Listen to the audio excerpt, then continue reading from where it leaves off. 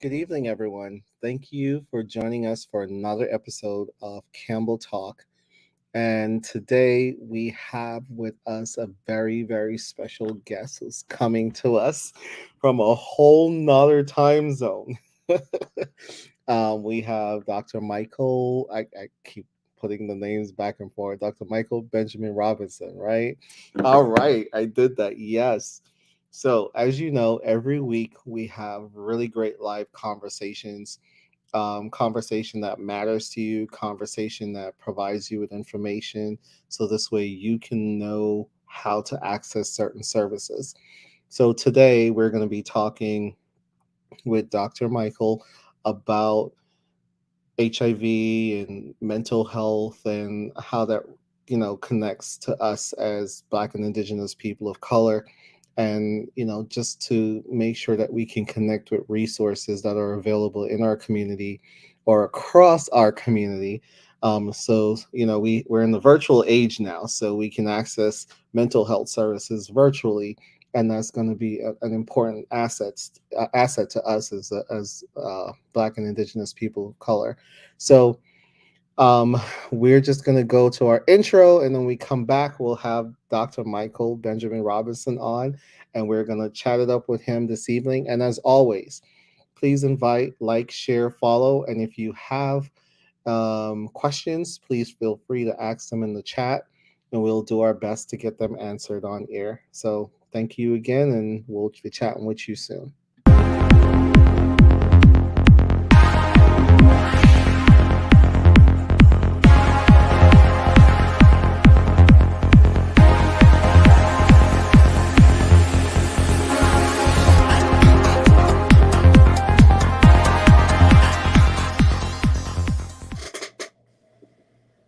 Welcome, welcome, welcome.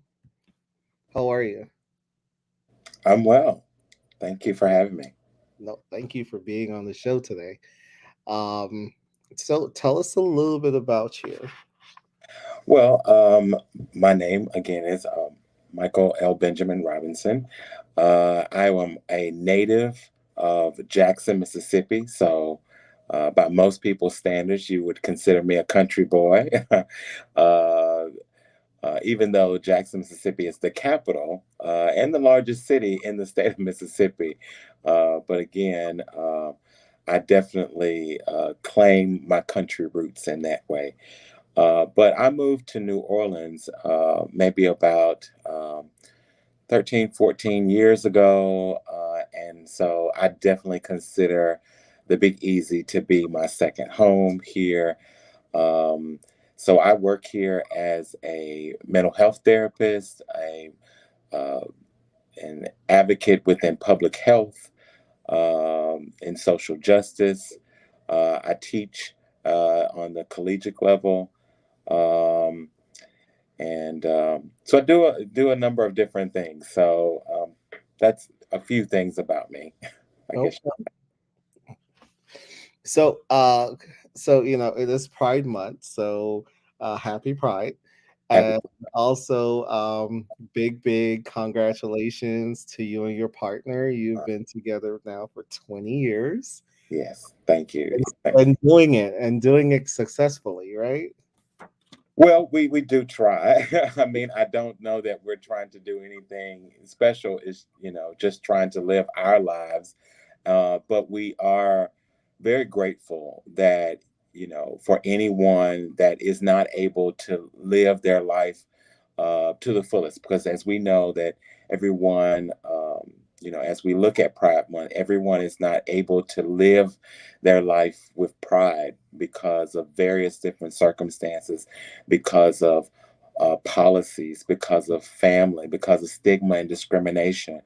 So we are very happy to be able to kind of serve as a type of example of what things can be like for some people, and try to shed light on the discrimination and disparities that happen with individuals that want to have same-sex love and marriage. Yeah.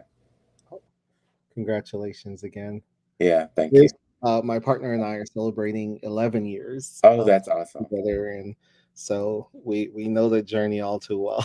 Yeah, congratulations to you as well. As you know, within our community, If you've managed to be together for even 5 years, that starts to get eyebrows raised right there.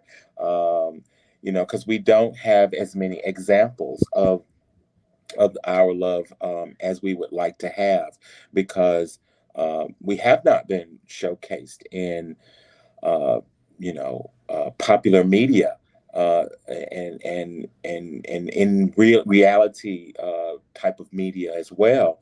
So we're only just now starting to see examples of what that looks like, and so it will create a whole new generation of young people who will be able to understand that same-sex love can be loving and long lasting and functional and healthy and all those things. Yeah. That is absolutely true. Now you say you're from Mississippi. Yes. Yes, I am. Do you know how I can get to Tuscaloosa? Is it? Well, now Tuscaloosa is in Alabama, right? Oh, is it? Is it? Yeah, yeah. So, We have a city called Tougaloo, oh, which is you're not quite the same though. can you tell I was watching the Pink? um, yeah. Oh, Oh, oh. P Valley. So P Valley, right? Yeah, Yeah. So because it's set somewhere in the South here, in yeah. either Mississippi or Alabama. I hate to confess, I actually have not really watched the show. Um, I didn't really watch a lot of Pose either. And I know a lot of people are always surprised that I didn't watch Pose and P Valley and that sort of thing. And I have to tell you, one of the reasons why is, especially with Pose, the couple of episodes I watched, I loved them. I thought Mhm. they were absolutely great. But it took me back to a time, and it was really actually re-traumatizing for me. And I just, I knew, I mean, every episode seemed like it would make you cry. I teared up on those episodes, a couple of ones that I saw. I couldn't watch much more than that. It just took me too much to the time of when HIV was just so prevalent, and how it was a really big focal point in everyone's lives at that point in time. But yet it was such this thing that it was taboo to almost talk about at the same time. So Right. yeah, Yeah. started to jump all over the place, but yeah. No, I absolutely, I've heard, I mean, I think a couple of times I bawled my eyes out after the episode ended, and I was like, oh my God. And so it's almost like if you've not experienced that, you can almost like imagine or even feel the struggle, feel the pain. And then it's like, what do you do with that after the show is over, right? Yeah, Do yeah, exactly, you, exactly. what do you turn to, or how do you decompress after the show? And I felt like a lot of times we were just like, Yeah, and so it was quite the experience. And I understand that it's not always like that for everyone. yeah, And so so we kind of like give way and salute to that as well. yeah, So what do you, today, by the way, guys, for those of you who are watching this, today is National HIV Testing Day. So please, please, please, please, please go out and go get tested. Not yeah, go out, go get tested and know your HIV status. If it's the only thing you do today, just go get an HIV test and know your HIV status. Plenty of places are offering it. I think if you go to um, was it? If you just Google free HIV test, you should be able to. I know Walgreens is yeah, doing a lot of testing all over the place. They have folks inside Walgreens doing testing. So please go get a free HIV test. If you're here in Florida, you can go on to they have a Facebook page for this, but you can do Test Palm Beach Facebook page, or you can go to Know Your HIV Status Florida. You'll find plenty of places where you can get tested. But wherever you are in the country, just put in free HIV test near me, and you should be able to find one. Go get tested. All of this week. National HIV Testing Day is today, but National HIV Testing Week. And we're going to keep talking about testing and testing and testing because Black folks are only 13% of the US population, but more than 50% of the new cases of HIV and people living with HIV in this country. yeah, So I don't know. What do we do about that? Ricardo, that's a great question. And you're absolutely right about that startling statistic. I mean, we don't make up, a lot of this country, like you said, 13%. But when we share, over half of the disease burden itself, Hmm. that is kind of eye opening, and something it definitely says that we need to be called to arms. One thing that each one of us can do is exactly what you just said. Go and get tested. Know your status. Here, I think National Testing Day makes it easy because it's a day set aside for it. It makes it kind of less, you know, stigmatizing because everyone is doing it.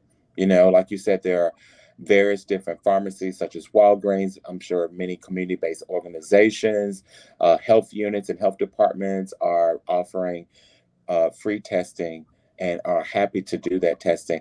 And many tests nowadays do not involve any type of needle sticks at all. They can do oral swabs or Hmm. just as simple as a needle prick.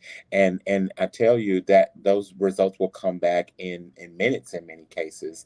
And you'll know before you leave for sure.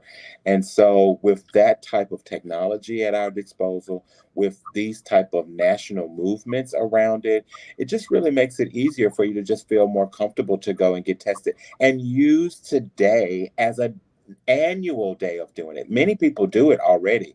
They say, "Oh, well, today is the day. I'll just go every year and get tested at this time." So at least you kind of have this, you know, time frame in your mind that you can always say that I'll go get tested at this time. So I just say that's one thing that we can all do individually. And there's so many other things that we can do, but that's one thing that we can all personally do to make a difference. Yeah.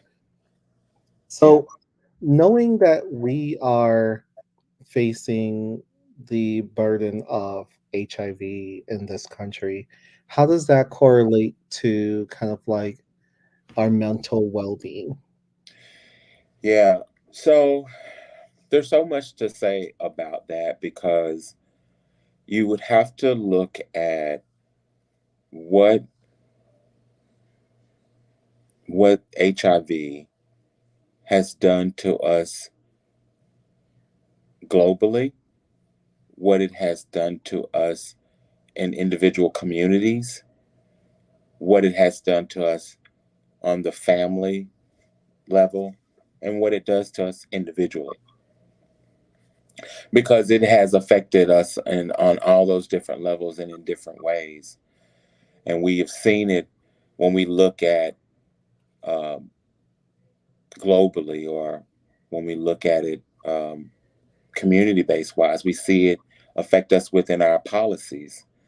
And some of those policies um, may even to this day still be kind of outdated and serve as a way to marginalize or even discriminate against individuals who may have HIV. And so that certainly has an effect on uh, people's well-being, how Hmm. they think of themselves. If HIV is still um, a disease that allows for people to stigmatize and discriminate against, even within our policies, then how can that not affect that person's well being? How can that not affect the mental health of those of us who love individuals who may have HIV? So uh, there's many different levels in which this affects our well being and our mental health. But I think it would be we would be remiss to only think about how it eventually affects that person who might be HIV positive and their mental health. Of course it affects them. We know that that is going to have effect on their mental health and well-being, at least to some degree. And and so many people know that without that goes without saying. But we should also be cognizant of how it affects all of us. even those of us who are not positive, because it affects us, like I said, on all these different levels, whether it's within, city government or state government and legislature, national, funding that comes through. Testing that is available or not available in particular areas or communities. All of these things make a difference. Can you imagine if you live in a small community where HIV is still very much a, type of pariah, type of thing to have, or they make you a pariah for having HIV. Uh, what that must do to a person, and their self worth and their self being. You're in Florida. Florida has plenty of areas that are rural areas where people will have to drive miles, Yeah. uh, maybe hundreds of miles in some cases, to get the care that they need. Imagine what that must feel like. We have in Palm Beach County here, we have our, I guess the furthest city out west is about 40 miles, about Yeah. 40, 42 miles away. Hmm. That's how big our county is. Yeah. And people, it's a small town. People will travel 40 miles just to see a provider Yeah. because they don't want anyone else to see them Right. going inside a building or talking to the provider or being seen as a patient there. Yeah. So that does play a lot with people's perceptions, Yeah. and also I know that's not good for someone's mental health.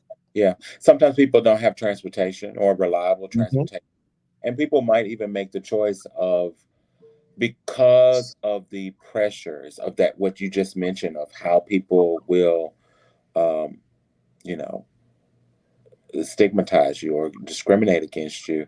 People might choose not to get care at all. That's not uncommon. And for anyone who's listening and maybe dealing with that type of issue where they're making that hard decision. Everyone has to make their own decision for their own health, but I would implore anyone that's going through that, or anyone who knows someone who's going through that, that I've loved and have to live with, or had to live with, the idea of people losing people who suffered in that way. And I feel so bad, because if they only knew what things were like today, Mm. if they had maybe just been brave enough to be strong enough to, yeah, someone might see you. But I think those friends of mine who are not with us right now, if they, if I had been brave enough, and I now, that's why I say what I say now, because there were times that I was so afraid to say certain things, because I was afraid that my friends would be mad with me, they would get angry with me, because I was telling them that they needed to get help, or they needed to get care, and they needed to get start taking their meds and what have you. And there were times that people did get angry with me, because sometimes I was brave enough to say something. But now I live with the idea that if I had done more, would certain people still be here? Because the advancements are so different now, and Mhm. people can live out and proud, even with HIV. And man, 15 years ago, even as little as 15 years ago, there are people who just maybe wouldn't have thought that they could have live to see a day like that.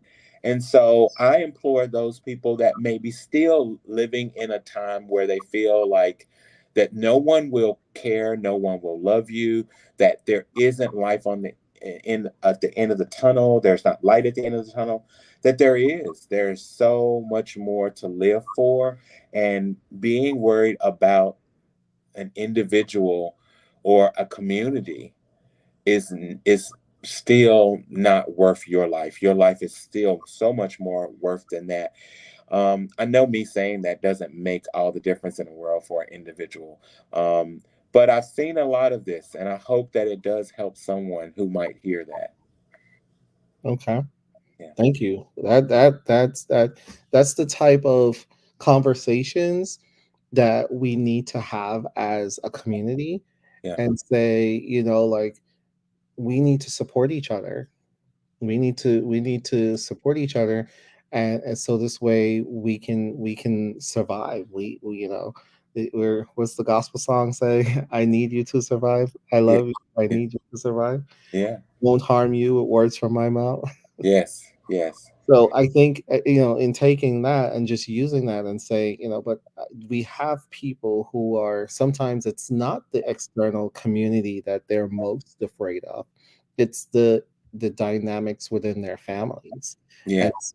And so for a lot of folks, it's, I don't want my parents to know, I don't want my siblings to know, I don't want my cousins to know, or they're going to make these assumptions about me, or, and it's more than one, just kind of like coming out, right? Because you Yeah. come Exactly. out about the HIV, then you have to come out about your sexuality, then you have to come out about your drug of choice or your habits. And so that can put a lot of stress on people's,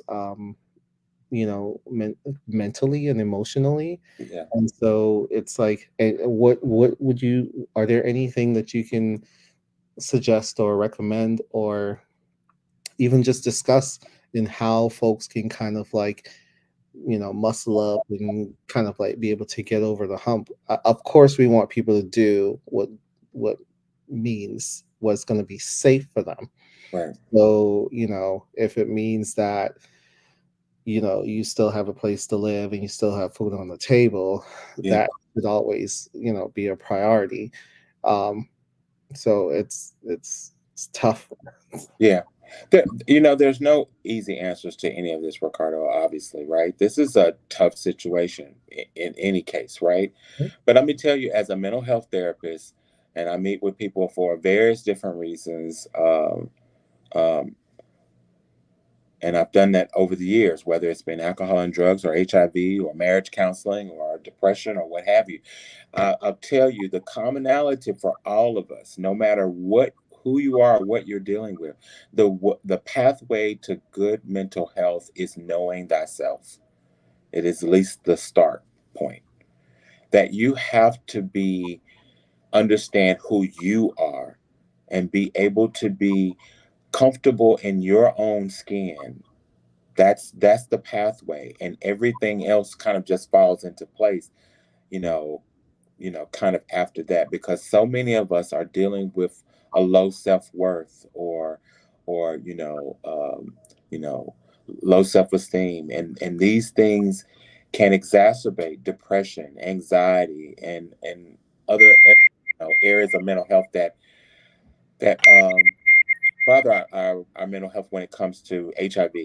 We and you add something like HIV to it, obviously, you know, this really tends to weigh on us mentally, because now we're worried about our physical health and even our lifespan and what have you. Um, and HIV is a very unique disease in the sense that it has a whole lot of social issues attached to it, which allows for us to demonize individuals who may have HIV, and therefore again exacerbate mental illness in some cases. People with HIV are more likely. By many statistics, or many studies will show that people with HIV are more likely to experience depression and anxiety. And these are because of the many things that we've just talked about. Ricardo, if you don't mind, I would like to share, you know, a little bit about, an individual who he's deceased now. His name is Kenneth Van Vliet. And I say his name uh, to invoke his spirit, and invoke the fact that he's an individual uh, who is not forgotten by me, uh, and made a huge difference in who I am and why I do what I do. When I was in high school, I had a boyfriend and I had a girlfriend, and it was a secret. My girlfriend didn't know I had a boyfriend, and little did I know, I was engaged in sexual activity at a young age. Shouldn't have been, but I was. And when I was having sex with my boyfriend, never used a condom, not one time. Never used a condom. I used a condom with my girlfriend, but not with my boyfriend. Weird, right? But that was the case. Um, well, it wasn't weird in the sense that if you think about teenagers are sometimes more concerned about getting pregnant than they are getting sexually transmitted diseases. I think that still holds true today in some cases, right? Yeah. So, but little did I know, my boyfriend, even though we were only kids at the time, he was already HIV positive. Um, he was infected, or he had, and I apologize for using the word infected. I shouldn't use that word. Um, but he, acquired HIV because of he was sexually molested by another adult who had HIV, or you really could say raped, really. Hmm. Um, and so, because of this, he was displaced. His mother basically, she was an addict, and she um, had given him up for adoption when he was born, and his grandparents adopted him. So he grew up thinking that his grandparents were his actual parents. They never really told him the truth until he got a little older. And his mother, he thought he thought it was his aunt. His brother, he thought was his or his uncles, what he thought was his brothers, right? And one of his brothers ended up raising. He was very mean to him, very very cruel to him. In fact, his brother was gay, and he had a lover. His brother did, and that lover was the one who, you know, raped him and basically gave him HIV. And so his parents, his grandparents, the ones who raised him, he thought it was his parents. They died when he was 7 years old in a house fire. These were the only people he ever thought ever really loved him and cared for him. So when I met him in around about eighth or ninth grade and showed him some measure of caring, he just latched on to it in a way that I was afraid of in a lot of ways and ran from in a lot of ways, even though we managed to, kind of date or what have you, excuse me, for a number of years. And I tell this story about this young man because there's a lot of pain and suffering, mental health issues, drugs and alcohol, abuse that happened with this young man. And it's sad. He died not even at, maybe he didn't even reach 23. I think he was 22 when he died. He called me a few days before Christmas. I was in college by the time, and we were no longer together. We had broken up for couple of years or so and had went on to college. But he had called me. He was actually in the hospital. He was in his hospital bed and called me to tell me that he loved me and that he always appreciated me and what have you. And I tell this story about him because, again, there's nobody else that's going to remember him. And I think it's important that he is remembered because his story is important. His story represents a lot of individuals um, that suffer not just from the trauma that happens within families, mental illness, drug and alcohol abuse, sexual abuse, mental, mental and verbal and emotional abuse, which he also suffered as well. Um, and finally, having to suffer from having HIV because obviously the medications weren't what they are now. This was easily more than 20 something years ago that I'm talking about. But I'm saddened, Ricardo, when only last Christmas I went to um, a benefit. I was invited by a dear friend, Ariana Evans, who had a young friend of hers. The young man was, I think, was 23, something like that. It was a benefit show because he had died of HIV or AIDS, rather, complications. And so I'm reminded that even to this day, even with all the advancements we have, they have PrEP that you can take a pill every day that keeps you from getting HIV now. Mhm. Something that maybe we couldn't even imagine, you know, 30 years ago. Right. And now we have these type of advancements, but unfortunately we still have young people who are still getting, acquiring HIV every day and not feeling that they are worth enough to fight for. Mm. That means that we, those that love those individuals, we need to do more to let them know that they are worthy, that their lives are worthy. Yeah. You know? Yeah. So Wow. thank you for allowing me to share his No. story. Thank you. Thank you Yeah. for evoking his name.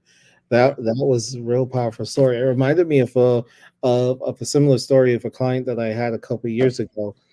Of a young man from, I think, Texas. I want to say Texas, um, who whose mother uh, pimped him out because she needed money for drugs, Yeah. and the person who sexually assaulted him over and over was actually HIV positive and gave him HIV. He didn't even know. Yeah. And he had to hitchhike all the way to like New York City. I mean, it's just super tough. And I mean, that's only just a small. That's only just one person's story, Yeah. but there are so many other stories out there of men, women, boys, girls who are trafficked and sexually assaulted and kidnapped and raped and beaten and all sorts of things happening to them, and they can't, and yet still, even with people being aware of those stories, some of them still go out and still make the same choices or make the same decisions that put them in those predicaments, even after hearing stories like that. um, it's wow. So we have to like decompress. Yeah. I mean, and again, I know it's heavy stuff. I had to live through too many of those type of experiences. That one was one of my earliest experiences, one of the first, and unfortunately, it just was not the last. To this day, I'm still losing friends to um, this disease, and maybe needlessly in some cases. But much of that points to some of this discussion that we're having about the social aspects of HIV. Yes, we have the technology, the medications, the care that is available for people to live long and healthy lives. Uh, Even so much to the point that if people um, stay healthy, they are not even able to pass it on to someone else. Mhm. So we even have a status of You equals you. yeah, U equals U, which is your undetectable viral load. You don't even have enough virus to transmit um, to another person. So again, these things are great, but it is the social aspects of HIV, the mental health, our well-being that kind of keeps us from being able to realize some of uh, the advancements. But I have to also say policy as well. We have to do more within changing policy around HIV. Whether it's dealing with access to care, or access to life-saving medications. Uh, how they are researched, the dollars that go into research and accessibility. All of these things make a difference in being able to help people stay well, not just physically but mentally as well. The physical goes along with the mental, for Yeah. sure. We cannot deny that. I've seen it many times before that a person who has a positive outlook on things tends to do better with their health in general. I've literally seen people, uh, you know, uh, do better health wise because of their attitude alone. It's a placebo effect, you know. Yeah, especially when they have support from like family members and they have Yes, support from their communities, they yes, tend to do so much better. yes, And so, that's kind of like one of part of the reason why Campbell Health Solutions got started is that we wanted to create a space where we work with individuals who are newly diagnosed to to find support within their families without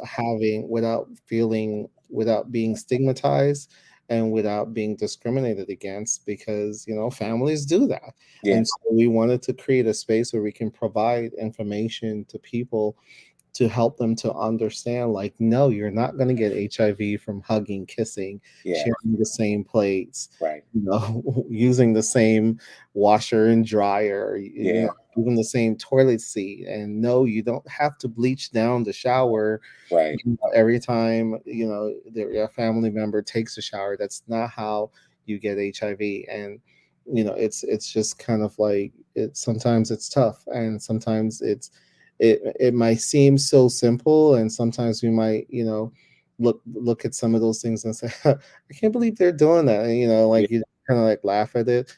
But it does take a toll on the individual who of is course, experiencing that. of course. So what are some things, if you have, and maybe just generally speaking, um if there's someone in your home, or you have a friend or a neighbor or someone on your block, down the street, whatever, if what are some signs that we can look for, or can kind of like say this, know of, that might say this person is experiencing some sort of like, um having like a mental health experience. Sure. Yeah, I mean, one of the things that, and this looks different in different people, right? You know, we oftentimes wonder why a person might be so angry, for example. We've heard the expression angry black man, angry black woman. Mhm. And I don't think that we think long and hard enough about, kind of where that kind of comes from or where that originates. Now, obviously, we want to take that out of the context of race, because there's a whole another conversation that we should have about when it comes to that. But just dealing with, how it is seen within, within our community, um, young men who might even exhibit something that uh, ex- we might refer to as being angry, right? Um, and I can identify with that, and I think that is really what we're looking at is trauma in a lot of ways. People are trying to survive, and this is the best way that they know to survive sometimes. So we have to be careful about that. Now, it's easy for us to look at someone who seems withdrawn. That might be an easy sign to say, oh, well, this person is suffering from some mental health issues or what have you, because they're sad, they're all depressed by themselves, they don't want to socialize, and these are things that could indicate some type of, mental health distress or what have you. But we don't want to forget that, you know, um, a child who might be vandalizing property might very well be going through a lot of mental health issues that they really are in some way looking for help and asking for help. And we just have to understand that that's what it looks like sometimes. And I say this to a lot of my clients, sometimes anger is one of the easiest emotions for us to come to, Yeah. because sometimes when we're afraid, it looks like anger. Mm. Sometimes when we're sad, it looks like anger. So we have to be careful that even though, for us, when we seems like it's sad, sometimes it might look like anger for someone else, even though what they're experiencing is a lot of sadness, a lot of grief. And that's one of the areas in which they're channeling some of that energy. So it could be something as simple as that. When we look at our kids who we say are acting out, Sometimes we need to take a closer look and realize that they maybe just need someone to listen to them on what's going on in their worlds, in their lives, and give them the validation that they need. Give them help them develop the self worth that they may need. Um, um, I wonder if there's a way, because I'm afraid my power is about to go out in just a second. If I can just grab a cord or something like that, real quick. Okay. All right, folks, we are here. We're talking to Dr. Michael Benjamin Robinson with the Bach group, and in a little bit, we'll have him talk about Bach. And so today, while he's taking a quick break, So um, sorry about that. I'm no back. worries. Today is National HIV Testing Day. So we want you to go out and get yourself an HIV test. If you are interested in knowing your HIV status, getting an HIV test, wanting to know where or how, definitely you can reach us at 208-6595. The number is scrolling at the bottom of the screen. So please, please, please reach out to us. Or you can just Google free HIV testing. Walk into any Walgreens or most of the Walgreens, and they have testing available. There might be a mobile van outside, or they might have someone on the inside of the store doing mobile testing. So definitely do that. And absolutely, feel free to reach out to us if you have any particular questions. If you want to know how the test works, if you want to know where it's available, all of the testing should be free. There is no cost to getting tested for HIV. I don't know in other states. I know in the state of Florida it's free. Also, we have the at-home test kits. So if you would like an at-home test kit, definitely you can call us on the number scrolling across the bottom of the screen. We'll arrange for you to either pick it up or get it to you or ship it to you or whatever the case is. So if you can just call us and we'll talk about your what you need for you to be safe, know what your options are, get tested, know your status. That's the best way you can take care of yourself. That's part of self-care, and that's part of how you take care of yourself and you take care of your partners as well, and ultimately your family members and your community. Um, so Michael is back. Yeah, that's some great advice. Those things, we do have to maybe be okay with being receptive of help and Mhm, being okay with reaching out with help. Um, within the LGBT community, people who are not in the LGBT community oftentimes are very nervous about how to address or ask questions of people. Like, for example, people are very concerned about how to address a transgender person. Did they misgender them and what have you? Uh, People find that same type of nervousness sometimes when dealing with people with HIV. So, when they know. Again, sometimes it's very extreme where they don't want them to sit on the same couch or use the same utensils and this type of thing like that. But what I have found is that whatever people are struggling with, those people are oftentimes more understanding about this than you might realize. If you will take the time to just try to understand where they're coming from, take the time to listen, take the time to be compassionate. Um, yeah, we would do so much for people who are struggling with this by just being okay with not getting it perfect, you know? Being okay with saying, I'm sorry, or I'm trying to learn, and really be authentic about wanting to learn. And I think that that means so much for people who are LGBT or people who are HIV positive or people who might be struggling with a type of mental illness is that that people will take the time to show compassion and love and concern for them. And that just goes so far but for towards a person being able to do something for themselves as well. So I think that's one thing. Those are things that we can do for our community members, for our loved ones. What one might need to do for themselves is being able to understand how to surround themselves with the type of energy that is good for them, that's healthy for them.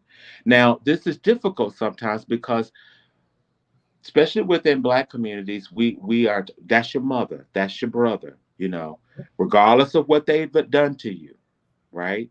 You're Right. supposed to always be there for your family, and I would be the last one to tell you that you should not be there for your family. That is not what I'm saying at all.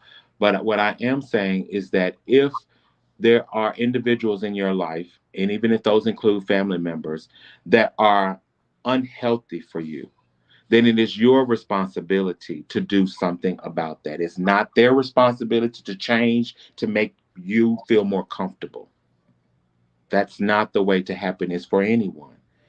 You are your own happiness. Other people don't make you happy. You have to make you happy.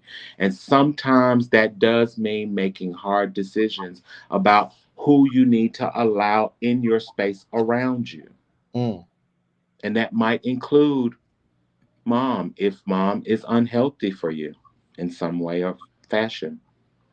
And that's a difficult thing to do. It's a difficult thing to come to grips with or to even deal with or try to execute.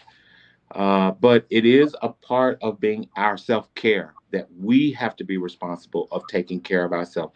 At the end of the day, whether it doesn't matter who we are, where we come from. It is our responsibility for our own health and mental health and well being. We hope and pray that there are friends and family who are around us that can support us and give us that little help that we need sometimes. But like many things in life, there are things that we have to do by ourselves. facts. Yeah. I wanted to give you the opportunity to talk about the Bach group. Yeah. Well, thank you for that. The BOC group stands for the Behavior and Community Health Group. My husband founded this organization in 2015. It is a public health firm in which we use our knowledge and skills and connections to help organizations, individuals, and communities uh, uh, solve their own public health dilemmas. So by providing capacity building trainings, uh, workshops, educational informations, uh, you know, those type of activities and strategizing, planning, development towards being able to um,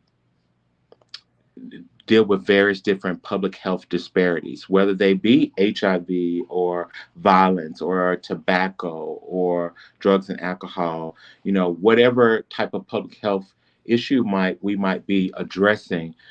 We look at the statistical data to determine what are the best strategies, what are the best evidence-based strategies towards mitigating some of those disparities that we see. So that includes HIV, but many other public health concerns that we have as well, including mental health issues as well. So we do a lot of trainings on, traumas, whether they be community or individual. We do training on diversity and inclusion. Um, just a myriad of other various health topics. But we also try to provide solutions as well. So we look at what types of, again, evidence based theories and trainings and workshops and toolkits are out there that we can use to help further the work that we're doing. So that's, a lot of what the BOC group does. Our sister organization, which is the organization I've started, BOC Therapeutic Counseling Services, which is where we provide mental health services to individuals and families. as well. And then finally, we do have a nonprofit organization that a lot of people don't know about as much, called Crops. And we are about to start providing programs and services through there in a utilizing nonprofit dollars, and therefore being able to maybe provide free and low cost services to individuals and community members. That's man, you guys are busy. I Yeah. thought I was busy, but wow. Okay. And someone did ask for Dr. Earl Yeah. earlier. So yeah, he could not make it onto the show today because he had a work emergency to attend to. Yeah. And he Um, apologizes for that. And hopefully, maybe you can get him back here, because um, I know he's my husband, but he's a brilliant man. He's done a lot of great work himself. mhm, He was over our state's COVID task force for a time, and actually came up with our state health plan, yeah, which is one of few in the country. And so I'm very proud of the work that he's done in those areas, and very conscientious about making sure that he is working for black and brown people, especially. He works for all people, obviously, but is always very conscientious about black and brown people, and wanting us to stay healthy and even advance and thrive. So yeah. And I met him when we actually took classes together at yeah, North University. So yeah. um, he was at the tail end of his program, and I was at the beginning of my program. So our paths have crossed and have remained in contact all these years. So yeah, Yeah, I know, and he's again, he speaks fondly of those times, and as much as one can do about a doctoral program, because there's a lot of trials and tribulations that it takes you through as well. I Um, know. but certainly, he learned a lot during that time, and is putting a lot of that to good use. And again, so very glad that you had, you know, Yeah, uh, was. Had the forethought to invite us, and we feel very honored and privileged to be a part of your journey in doing this. And so thank you for all the work that you're doing. This is great. You don't have to do this, and so the fact that you're doing it when you don't have to do it, and then it's doing something to help someone else, that says so much about who you are, and what you feel like your purpose is. So again, thank you so much for the work that you're doing. thank you. I ain't giving like all teary eyed and stuff. Uh, well, But I'm you, good at that. I'm like the Oprah of you, therapy. you get the tear. No, it's yeah, we it's just it's important that we create space like you mentioned earlier for black and brown people and for black and indigenous people of color. Yeah, It's important that we're part of the conversation, because we can't get to a solution. There can't be a solution without us. If we're excluded, then we're not part of that, and then we keep going in circles until we come back and say, oh wait, we're leaving these group of people out, so we have to include them.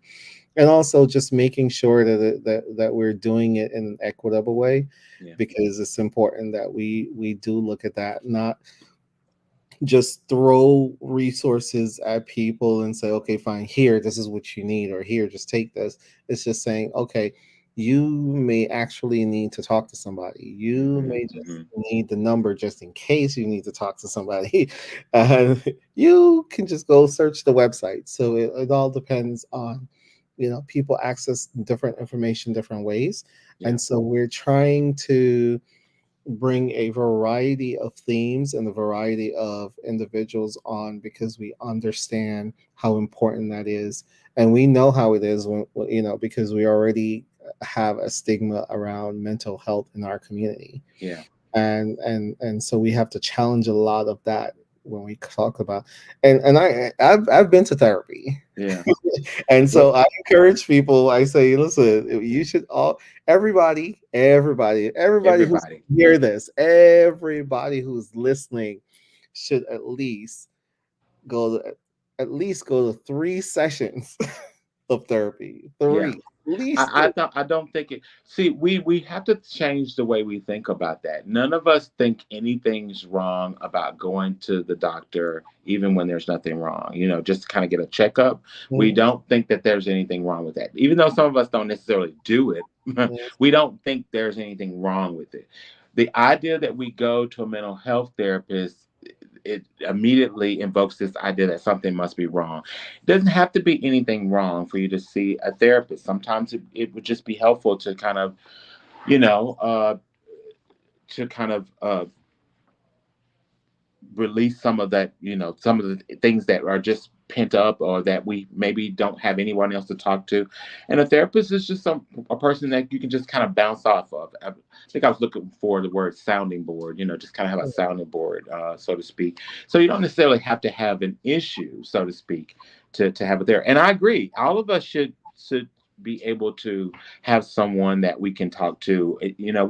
Studies show that most of us will experience some level of depression at some point in our lives. So, just to be able to have a therapist might be a good idea to have in your Rolodex. Um, so yeah, I highly encourage that, and what I also want to say that I'm highly encouraged as a Black mental health therapist in New Orleans. I see more and more people coming to therapy, Black folks coming to therapy all the time, who are new people. They call every day saying, "Oh, I've never been in therapy before, but." My cousin, my friend, or the TV, someone told me maybe I should try this, or I've been thinking that I needed to try this. I've been dealing with some issues, or I haven't really dealt with some issues that from my parents or my past or my last marriage or what have you, and maybe talking to someone would maybe help me settle, shuffle through some of that stuff. So yeah, I highly encourage those type of things because it's helpful to all of us to do that. So yeah, reach out. Yeah, you know what? We're currently building out our resource page right now. So we're definitely going to be putting your information on that resource page because we offer something that's called chit chat. Okay. And so it's more of like I need to talk to somebody right now for like 15 minutes just to get this off my chest type situation. Or like if I don't talk to someone, I'm gonna bust. And so that's kind of like we call it the triage. Okay. We're triaging people, Hmm. and then we're looking for more sustainable, therapeutic resources that that people can be referred to, that people can have access to. And so we're definitely going to have you in our resource page that Yeah. folks can access that information every time they go to our site. So we're currently building out some of that right now.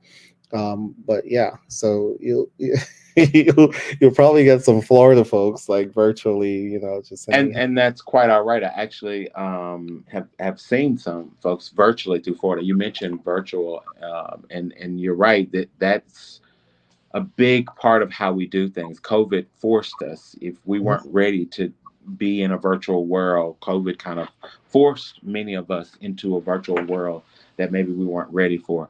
But there were some positive consequences with this. And so now that things are expected to be more virtual, there's kind of a standard that it's expected for us to do that. And within healthcare. So I have seen so many more clients that maybe I wouldn't have seen.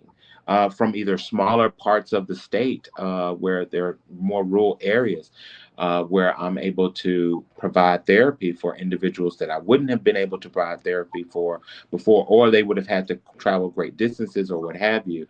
So, the virtual aspect, our technology, we want to make sure that we are utilizing it to its full extent, whether it's mental health or whether it's physical health or for HIV or various other health issues. But our technology is a way that we are also finding ways of bridging these gaps and getting people the help that they need. So many mental health therapists are using telehealth as a way of doing it. So if you don't even want to leave out of your home and you just want to stay in your jammies and get up on your couch and talk to a therapist, many of us are willing to do that. So, that makes it even less excuses for us to not, get the help that we need. and super convenient. So now Yeah. you don't have to worry about getting dressed. You don't have to do your hair. Yeah. You don't have to go outside. You can just like roll over and just, hmm get your coffee, sit in the window. And I have many clients that do just that, and it works well. Yeah. Um, so, Okay. Well, I mean, we're approaching the end of our show right now. And so we want to thank you again for being on the show today. And I'm sure we'll have you back to talk about some more mental health stuff and talk about some more of community stuff because every day there are so many different levels to mental health, so many yeah. different traumas that we can talk about. um, so it was a pleasure having you on. And this conversation was just absolutely amazing. You've provided so many resources and so many examples that I think our community will be able to benefit from that. And so, again, oh, I have your website up. I mean, your web address up on here, Oh, thank you. Yeah, I see that. Yeah, scrolling across the screen. thebotgroup.org. Yes. Yes. Um, I'm gonna put that in the chat just in case someone is catching this later on and wants to just click on it and go. So if you can just tell us your phone number, so this way if somebody wants to call. sure. You can reach us at 504-677-8854. And I believe we have a toll free number, 1-844-908-2224. Let's And say that one, obviously 844. 844-908-2224.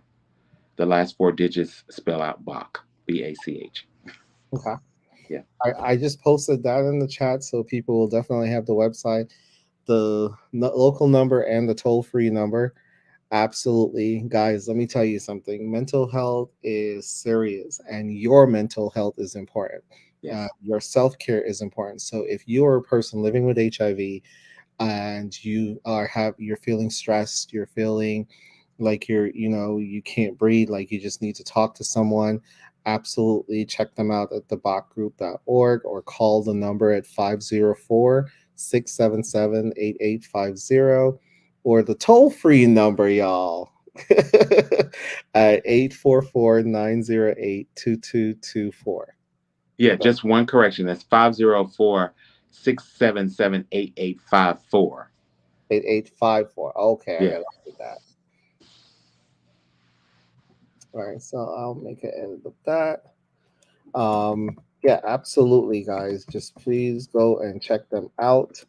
Um, Talk to someone. If you are a caretaker of someone who's living with HIV, it's important that you also have resources available to you as well. Just so this way you can take care of yourself. Um, oftentimes we know parents, caretakers. I'm changing that right now. So oftentimes parents, caretakers tend to put themselves last, and they take care of everybody else except themselves. hmm So we want to make sure, correct? 8854.